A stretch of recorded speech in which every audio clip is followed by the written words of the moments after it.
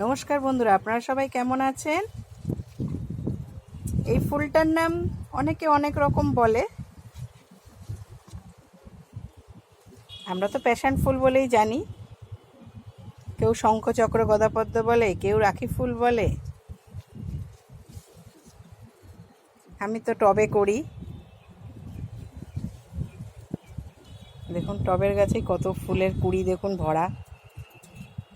এটা কালকে ফুটেছিল, শুকিয়ে গেছে। দেখুন এর তিনটে রং হয়, একটা লাল, একটা এই পার্পল কালার, আর একটা সাদা। এর আবার একটা ফলও হয়, প্যাশন ফ্রুট বলে আমরা জানি।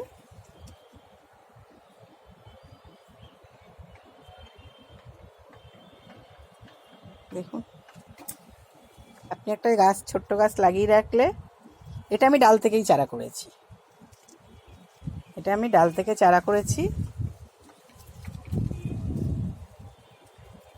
আপনারা যদি চারা বানাতে চান তাহলে আমার থেকে ডাল নিতে পারেন।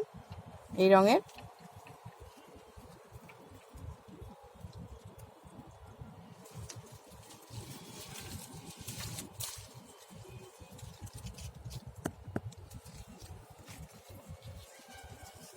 এই ফুলটাও কালকে ফুটেছিল।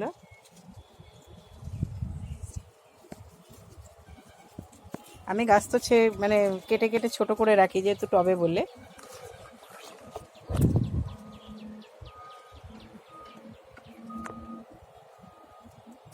আপনাদের যদি বাড়ির গেটে বা ছাদে ওঠানোর জায়গা থাকে, সেখানে যদি আপনারা লাগান, প্রচুর ফুল হবে এবং দেখতেও সুন্দর লাগবে।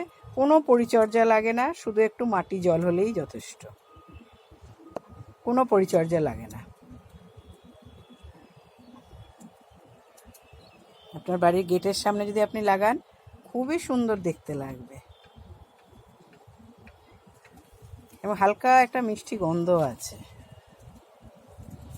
দেখুন কত বড় বড় কুঁড়ি, পুরো গাছ ভরে আছে কুঁড়িতে।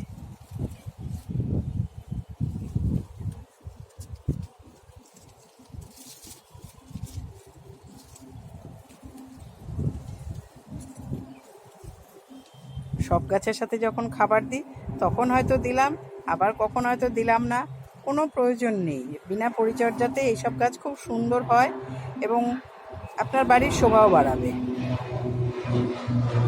একটা বাগান বানাতে গেলে এই সব ফুল খুব সাধারণ ফুল এবং খুব সাধারণভাবে আপনার বাগানের শোভা বাড়াবে।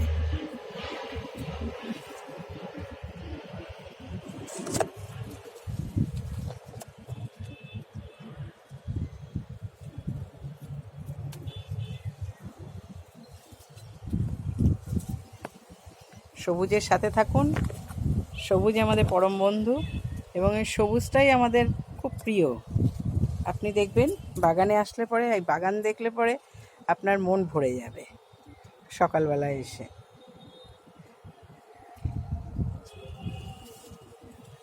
সারাদিনের একটা আমাদের যে কাজের এনার্জি, এই বাগান থেকেই আমাদের পেয়ে যাই। বাগান করতে একটু কষ্ট হয়, কিন্তু বাগানে ফুল দেখার পরে বা ফল দেখার পরে মন ভরে যায়। তখন আর কষ্টটা কষ্ট মনে হয় না, তখন সবই আমাদের সহ্য হয়ে যায়। আপনারা সবাই ভালো থাকবেন, সুস্থ থাকবেন। অনেক ধন্যবাদ।